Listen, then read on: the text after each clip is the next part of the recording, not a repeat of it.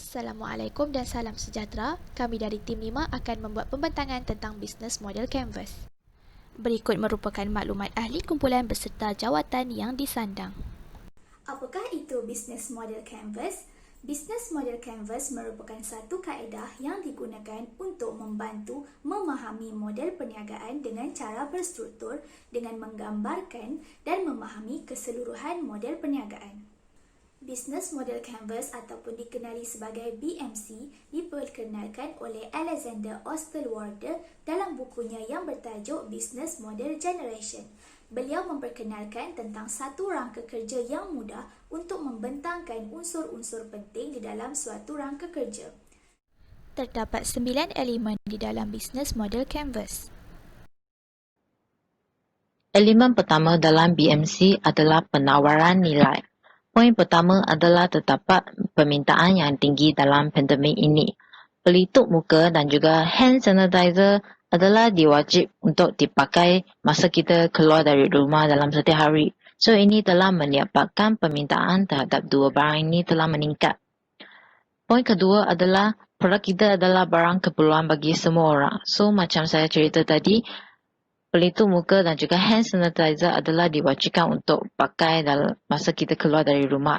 So, dua barang ini telah menjadikan barang keperluan.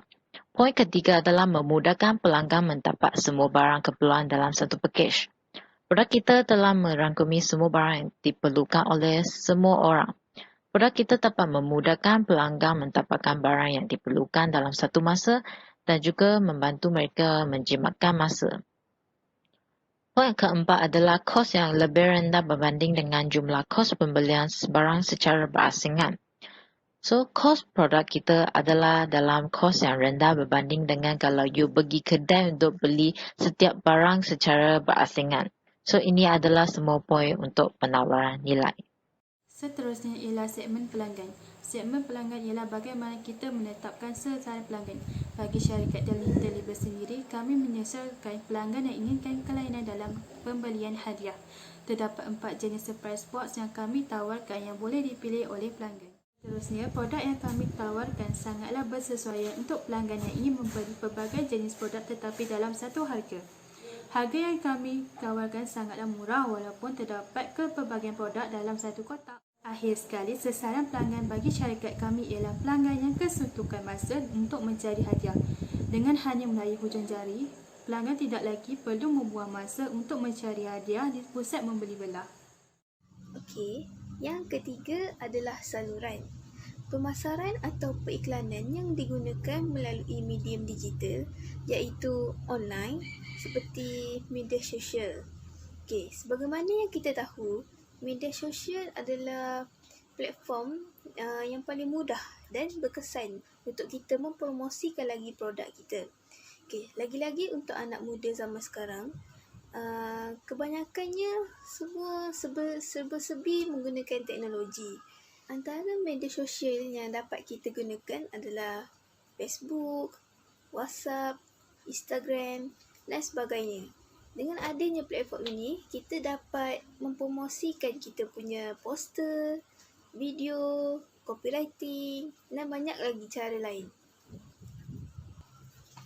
Seterusnya, maklum balas iaitu feedback juga merupakan perkara yang penting. Hal ini kerana apabila pelanggan memberi persepsi yang positif, ia akan menarik minat pelanggan-pelanggan lain untuk membeli produk kita dengan lebih yakin. Okey, seterusnya, perhubungan pelanggan. Poin 1. Wujudkan komuniti di aplikasi Facebook, WhatsApp dan Instagram. Penggunaan media sosial amat terkenal dalam kalangan masyarakat Malaysia. Hal ini menyebabkan kami mengambil kesempatan dengan mempromosikan produk kami di mata masyarakat dengan cara menghantar post-post yang menarik di page Facebook dan Instagram. Dan poin kedua, mempelbagaikan variasi dan pilihan kepada pelanggan. Pelanggan akan tertarik terhadap produk kami kerana mereka dapat memilih berdasarkan cita rasa mereka sendiri. Poin ketiga, membuat promosi pembelian yang lebih dari 3 mendapat percuma perhantaran. Contohnya, Pelanggan yang bijak akan memanggil atau mempromosikan produk kami kepada rakan-rakan mereka agar dapat mengurangkan kos hantaran tersebut. Banyak dua kategori alih pendapatan, iaitu pendapatan daripada pembayaran atas produk dan perkhidmatan dalam satu pembelian atas ulur niaga.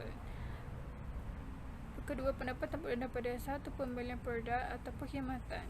Terdapat pelbagai cara untuk menjana aliran pendapatan. Pertama, penjualan barangan atau asset sale. Kedua, bayaran perkhidmatan users fee. Ketiga, sewa, leasing, renting or lending. Keempat, pelesenan, licensing. Kelima, bayaran komisen, brokerage fees. Keenam, harganya berpatutan, kualiti yang baik, reka bentuknya cantik dan dijual. Ketujuh, pembekal menjual barangan pada harga borong. Yang keenam ialah aktiviti utama. Terdapat 4 aktiviti utama yang dijalankan oleh syarikat The Listenables. Aktiviti pertama iaitu pengeluaran, di mana pemilihan produk-produk yang terdapat di dalam setiap pakej dilakukan dengan teliti dengan memastikan kepelbagaian fungsi, kualiti dan situasi semasa pandemik, tetapi memastikan kos masih berada di bawah kawalan yang ditetapkan. Aktiviti kedua iaitu pemasaran, di mana kelemahan dan kekuatan produk perlulah dikenal pasti agar kehendak semasa pelanggan dapat dipenuhi, mengenali sebarang bentuk persaingan dalam penghasilan produk agar produk dapat ditambah baik dan memastikan komunikasi sentiasa berlaku agar produk dapat dipasarkan. Aktiviti yang ketiga ialah jualan dan servis pelanggan, di mana persediaan untuk menerima sebarang bentuk adan perlulah dilakukan agar pelanggan sentiasa berpuas hati dengan produk yang ditawarkan. Bahagian ini juga perlu bersedia untuk menolong dan melayan pelanggan yang berminat dengan produk yang dipromosikan. Aktiviti yang keempat ialah platform, di mana produk-produk keluaran dipromosikan secara utama menerusi pengiklanan seperti poster dan video melalui platform digital dan secara atas talian iaitu Facebook. Komunikasi antar pelanggan juga berlaku secara atas talian melalui aplikasi WhatsApp dan Facebook. Antara elemen yang ketujuh adalah sumber utama ataupun key resources yang menjadi aset penting untuk memastikan perniagaan berjalan dengan lancar dan konsisten. Antara sumber utama yang ada dalam perniagaan kami ini sendiri adalah fizikal, iaitu media sosial. Sepanjang pandemik yang melanda negara kita ini sekarang, kami menggunakan Facebook sebagai platform utama kami untuk menjalankan perniagaan ini. Yang kedua adalah harta intelek, iaitu surprise box kami tersendiri. Sebagaimana yang kami tahu, kami mewujudkan pelbagai variasi pilihan untuk menarik pelanggan, iaitu zero waste product dan survival kit dan lain-lain lagi. Yang ketiga adalah sumber manusia, iaitu pekerja yang kami lantik dalam organisasi kami. Pelbagai jawatan yang telah kami lantikkan untuk memastikan setiap sudut perniagaan berjalan dengan lancar, contohnya pengurus akaun dan perkhidmatan pelanggan. Dan yang terakhir adalah keuangan, iaitu kami telah bersetuju untuk menggunakan modal bersama dalam meneruskan perniagaan ini kerana perniagaan ini tidak dimiliki oleh mana-mana pihak. Contoh bagi rakan utama ialah pembekal dan rakan kongsi. Bagi syarikat The Listenables, kami mendapatkan produk dengan pembelian secara online di Shopee dan juga di kedai-kedai luas seperti Mr. DIY dan juga Ninso. Bagi pengepusan, kami telah memilih untuk menggunakan khidmat kurier pos laju bagi menghantar produk ataupun barang kepada pelanggan. Apa itu kos perniagaan?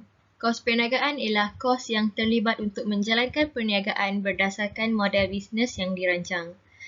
Kos perniagaan apakah yang kami gunakan dan dilaburkan untuk perniagaan kami? Terdapat dua kos yang kami gunakan, iaitu cost driven dan value driven. Cost driven ni memfokuskan kepada objektif untuk mengurangkan kos seberapa mungkin. Manakala value driven ni, fokus utama dia adalah untuk pembinaan kepada nilai yang ditawarkan.